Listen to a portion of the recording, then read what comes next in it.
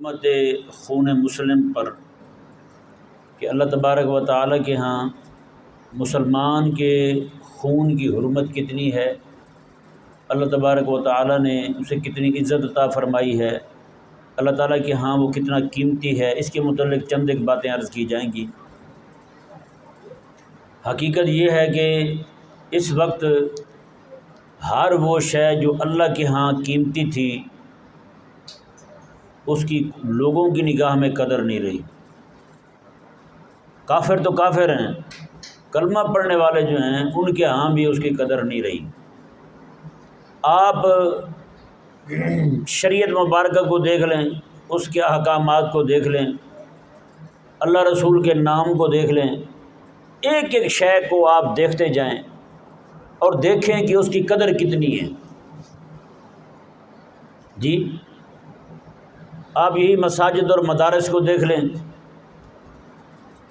اس کا کوئی ایسا نظام نہیں ہے، یا لوگ جو اپنے طور پر کرتے ہیں ان کو بھی کوئی خیال نہیں ہے کہ جناب اس کا حساب جو ہے نا وہ ایسا ہو کہ یہاں سے ذلت اور رسوائی کے ساتھ لوگوں سے مانگنا نہ پڑے، ہے یا نہیں؟ ایک ایک مسجد کے باہر کئی کئی گلے لگے ہوں گے، پھر کئی کئی گھروں میں لگے ہوں گے گلے، چوکوں میں گلے لگے ہوں گے، ایک ایک مسجد کے باہر 5 گلے ایک مسجد کے دیکھے ہم نے۔ آپ کسی پاکستان کے اندر بتائیں یہاں پہ مسلمان امیر ہیں یا نصرانی امیر ہیں، عیسائی امیر ہیں؟ مسلمان امیر ہیں نا۔ لوگوں کے گھروں کے باہر نصرانی کام کرتے ہیں، لیکن نصرانیوں کے چرچ کے باہر بھی آپ کو گلا نہیں دکھے گا۔ جو یہاں سب سے زیادہ غریب ہے اس کے گھر کے اس کے چرچ کے باہر بھی گلا نہیں لگا ہوا یار۔ یہاں ایک گھر کا کم از کم خرچ جو ہے وہ 40,000 50,000 60,000 روپے ماہانہ ہوا، لیکن اس نے بھی گھر کے باہر گلا نہیں لگایا ہوا۔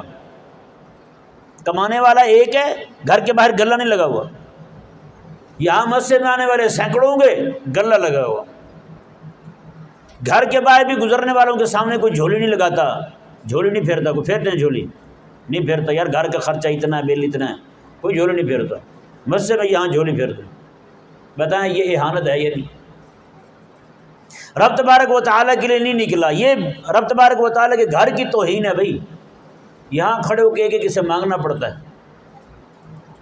اور اسی طرح کر کے آپ دیکھیں باہر 10 روپے بھی پڑے ہوں، اللہ تبارک و تعالیٰ کا نام لکھا ہوا بھی پڑا ہو، 10 روپے مسلمانوں کے چھوٹے سے چھوٹے بچے کو بھی نظر آ جائیں گے، اور اللہ تعالیٰ کا نام لکھا ہوا بڑے سے بڑے بندے کو بھی نہیں نظر آئے گا، وہ پڑا رہے گا، ہے یا نہیں؟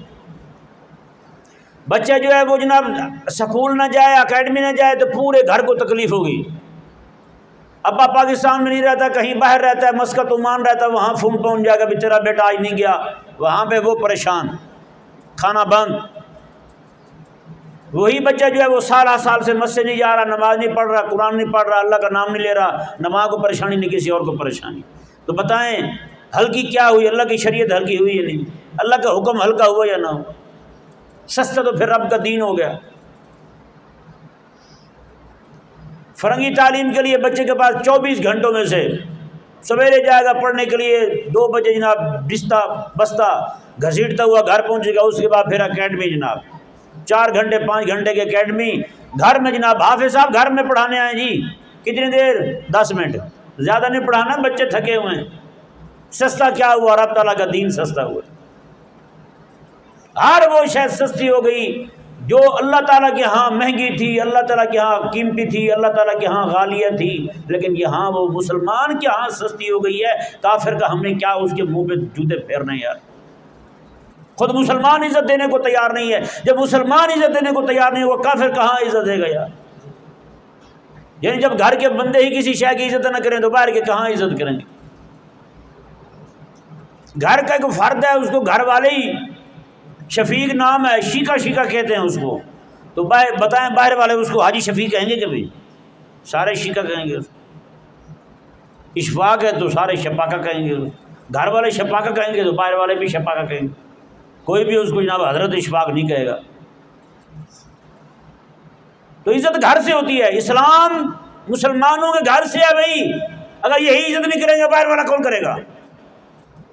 تو مسلمان کے خون کی جو عزت ہے نا، اگر وہ مسلمان کے ہاں ہی سستی ہو جائے، مسلمان کے ہاں ہی اس خون کی عزت نہ رہے، تو باہر والا کہاں عزت کرے گا؟ بتائیں نا ذرا۔ مسلمان ہے، کلمہ پڑھنے والا ہے جی، مصر کون ہے؟ اپنے آپ کو مسلمان کہتے ہیں۔ عمان والے کون ہیں؟ مسلمان کہتے ہیں۔ اردن والے کون ہیں؟ مسلمان کہتے ہیں۔ قطر والے، دبئی والے، یہ سارے کے سارے اپنے آپ کو مسلمان کہتے ہیں۔ اپنے آپ کو مسلمان کہہ کے ان کو مسلمان کے خون کی قدر نہیں، تو کیا ہم ڈونلڈ ٹرمپ سے امید کریں گے وہ خناس جو ہے وہ مسلمانوں کے خون کی بات کرے گا؟ سمجھ نہیں آ رہا مسئلہ آپ کو؟ ہر وہی شے سستی ہوئی ہے جس کی اللہ کے ہاں قیمت تھی، ہر اسی شے کی قدر کم ہوئی جو اللہ کے ہاں مہنگی تھی۔ نہیں سمجھ آ رہا مسئلہ؟ اللہ تعالیٰ کے احکامات سستے ہوتے گئے، ان کی قدر کم ہوتی گئی، اللہ تعالیٰ کی شریعت کی قدر کم ہوتی گئی، تو پھر جو شریعت والے تھے ان کی قدر بھی کم ہوتی گئی۔ آج بھی آپ دیکھ لیں پوری دنیا کے اندر ہر وہی بندہ قابل نفرت ہوگا، سب سے زیادہ نفرت اسی کے ساتھ کی جائے گی جو بندہ جتنا زیادہ شریعت کی عزت کی بات کرنے والا ہوگا۔ شریعت کی عزت کی جتنی بات کرے گا وہی بندہ قابل نفرت اتنا ہی زیادہ بنتا جائے گا۔ میرے آقا علیہ السلام کی شریعت حقہ کو قائم کرنے والی شے جو ہے وہ جہاد ہے۔ آج جو بندہ جہاد کی بات کرے گا وہی بندہ سب سے زیادہ قابل نفرت ہو۔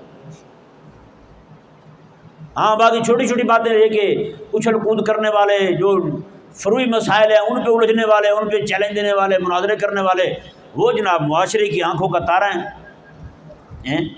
ان کے جناب لوگ جو ہے پاؤں بھی چومیں گے، سارا کچھ کریں گے، نعوذ باللہ من ذالک۔ تو حال یہ ہو گیا بھائی، خون مسلم جو ہے وہ سستا ہوا ہے۔ آخر کیوں سستا ہوا ہے؟ روزانہ کے روزانہ جناب سینکڑوں نہیں ہزاروں کی تعداد میں مسلمانوں کو شہید کیا جا رہا ہے، اور ہمارے ہی مسلمان جو ہیں وہ خود ہی شہید کروانے پہ تلے ہوئے ہیں۔ وہ خود ہی جناب جس دن حضرت شیخ یحییٰ جو ہیں وہ شہید ہوئے ہیں سعودیہ کے اندر، اس دن انہوں نے دھمال ڈالی تھی، سعودیوں نے دھمال ڈالی۔ بتائیں کیا کہیں؟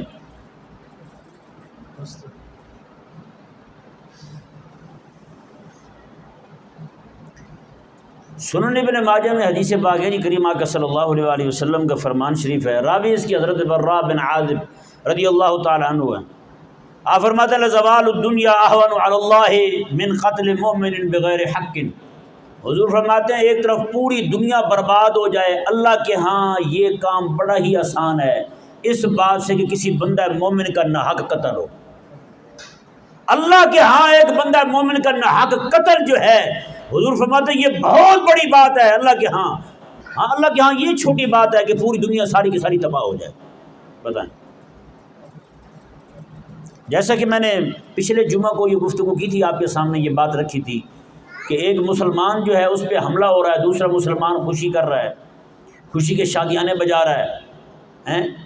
میرے کریم آقا صلی اللہ علیہ وآلہ وسلم کو جب بدر میں اللہ تبارک و تعالی نے غلبہ عطا فرمایا نا جی، جو مارکہ حق ہوا، پہلا ہی مارکہ ہوا، اس سے پہلے بھی آقا علیہ السلام بھیجتے رہے صحابہ کرام علیہ رضوان کو، کئی جگہوں پہ گئے۔ حضرت امیر حمزہ رضی اللہ تعالیٰ عنہ آپ وہ سپہ سالار ہیں جن کو سب سے پہلے آقا علیہ السلام نے اسلام کے قتال کے لیے حضور نے جھنڈا دے کے بھیجا تھا۔ حضرت امیر حمزہ رضی اللہ عنہ کو 30 بندے دے کے حضور نے بھیجا تھا، سب سے پہلا جھنڈا حضرت امیر حمزہ لے کے گئے تھے جہاد کے لیے، لیکن آگے سے وہ بھاگ گئے تھے، اس لیے مٹ بھیڑ نہیں ہوئی۔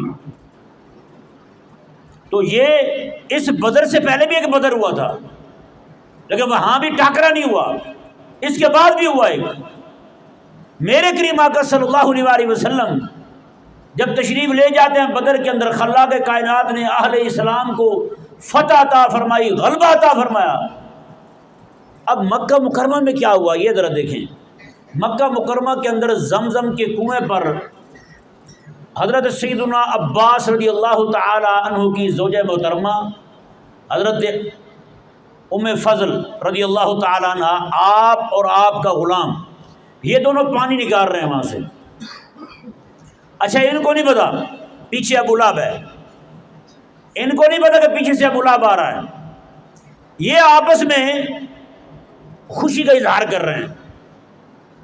حضرت اماں نے بتایا نا کہ اللہ تعالیٰ نے آقا علیہ السلام کو غلبہ عطا فرما دیا ہے، ابو جہل مر گیا ہے، بڑے بڑے کافر مر گئے ہیں، وہاں پہ قتل ہو گئے ہیں، مردار ہو گئے ہیں، یہ جب بتا رہی ہے نا تو وہ غلام جو تھا نا اس نے زور سے تکبیر کہی، اللہ اکبر، جیسے اس نے یہ کہا یہ آواز ابو لہب کے کان میں پڑی، کیونکہ ابھی تک اس کو یہ نہیں پتا تھا کہ یہ بھی کلمہ پڑھنے والے مسلمان ہیں، ابھی تک انہوں نے اپنا اسلام ظاہر نہیں کیا تھا۔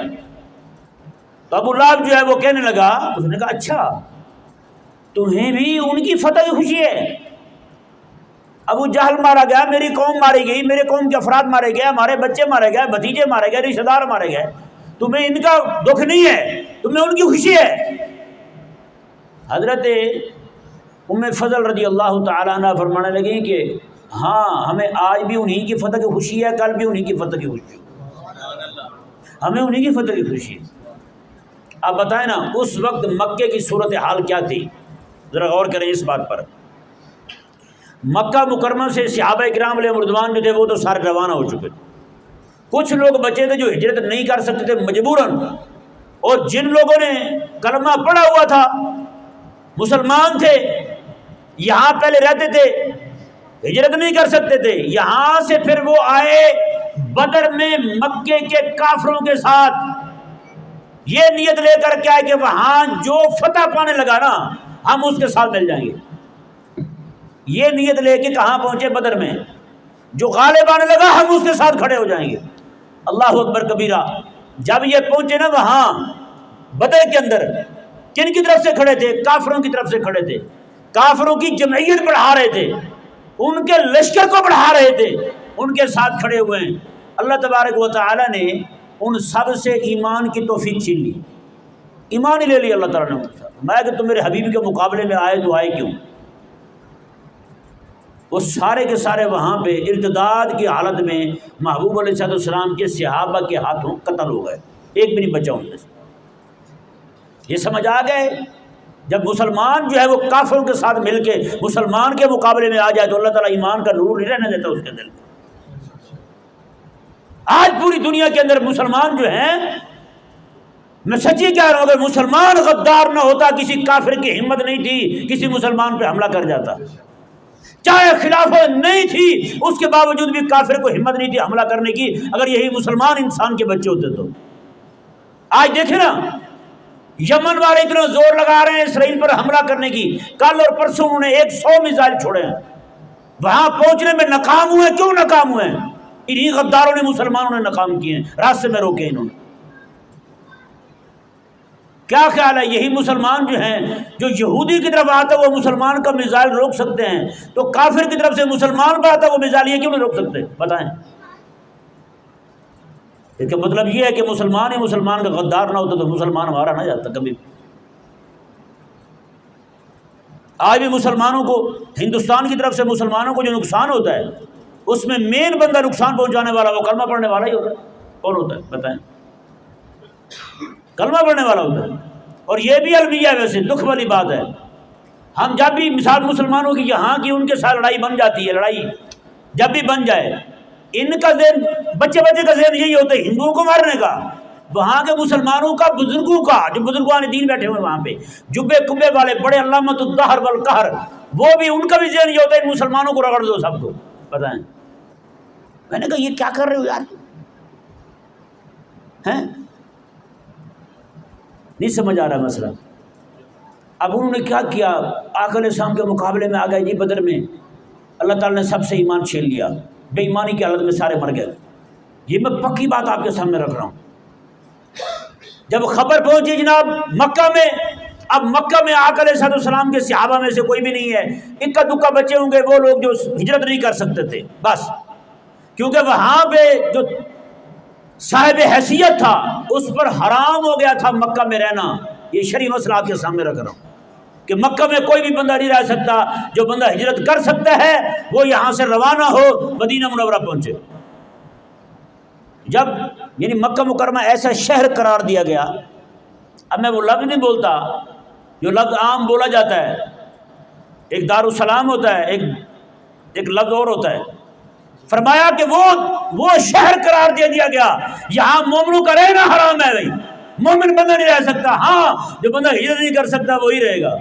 یعنی ایسے حالات میں جب کفر کا شکنجہ وہاں پہ مضبوط ہو، کفر کی حکومت ہو، وہاں رہ کر بھی حضرت عباس رضی اللہ تعالیٰ عنہ کی زوجہ محترمہ جو ہیں وہ خوشی منا رہی ہیں، تو کس کی منا رہی ہیں؟ اسلام کی فتح کی خوشی منا رہی ہیں۔ ابو لہب جو ہے اس نے حضرت عباس رضی اللہ عنہ کے غلام کو پکڑا، اسے پٹنا شروع کر دیا۔ حضرت اماں نے کہا کہ بدبخت کب تک تو اس طرح کی بدماشیاں کرتا رہے گا؟ وہاں دروازے کی چوب پڑی تھی، چوب سمجھتے ہیں وہ لکڑی پہلے ہوتی دروازے والی، آج تو اور نظام ہو گیا، وہ چوب پڑی تھی دروازے والی، اماں نے وہ اٹھائی، حضرت عباس رضی اللہ تعالیٰ عنہ کی زوجہ محترمہ نے، آقا علیہ السلام کی چچی جان نے، انہوں نے جب وہ لکڑی اٹھائی اور ٹھوک دی سیدھی اس کو، ابو لہب کو۔ وہ لکڑی جب جہاں لگی اس کو وہیں پہ اس کو پھنسی نکل آئی، ہوتا نا زخم لگ جائے بعد میں پانی پڑ جائے تو پیپ پڑ جاتی ہے تو زخم ہو جاتا ہے، وہ پھنسی بن جاتی ہے، وہ ایسی پھنسی بنی، عدسہ کی بیماری لگ گئی اس کو، عدسہ کی بیماری لگ گئی، اور بیماری یوں لگی اس کو کہ اسی بیماری کے اندر وہ مر گیا۔ مرنے کے بعد ہفتہ دو ہفتہ ابو لہب جو ہے ایسے ہی اس کے بیٹوں نے اٹھا کے باہر پھینک دیا اس کو، بدبو مارتا رہا، پورے علاقے میں بدبو پھیلتی رہی، مکہ مکرمہ شہر کے اندر لوگوں نے آگے لان تان کی، ابو لہب کے بچوں کو، آگے پیچھے اس کے جتنے بھی رشتہ دار تھے ان کو کہا کہ وہ حیا کرو، تمہارا ابا بدبو مار رہا ہے، پورے علاقے میں بدنامی ہو رہی تمہاری، اس کو کہیں دفنا دو۔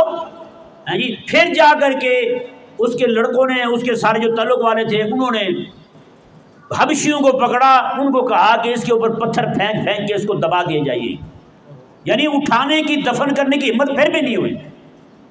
اب غور کریں ذرا، جہاں ایسا ملک جہاں کے مسلمان نہیں ہیں، ایسا شہر جہاں ایک مسلمان نہیں ہے، یا وہاں سے نکال دیے گئے، وہاں جو چھپے چھپائے مسلمان تھے وہ بھی خوشی کا اظہار کر رہے ہیں، تو یوں کر رہے ہیں کہ سر عام اسلام کی فتح کی خوشی کا اظہار کر رہے ہیں۔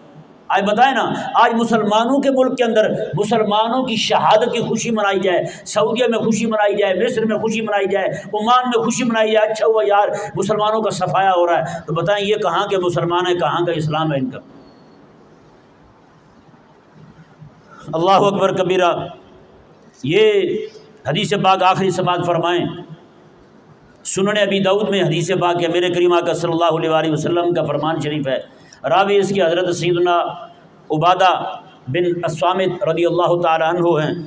آپ آقا علیہ السلام سے مرفوعاً روایت کرتے ہیں، فرماتے ہیں میرے آقا علیہ السلام نے فرمایا من قتل مومنا، فرمایا حضور نے جس نے کسی مومن کو نہ حق قتل کیا، اللہ اکبر، لم يقبل اللہ منہ صرفا ولا عدلا، اللہ تبارک و تعالیٰ اس کے نہ فرض قبول فرمائے گا نہ نفل قبول فرمائے گا۔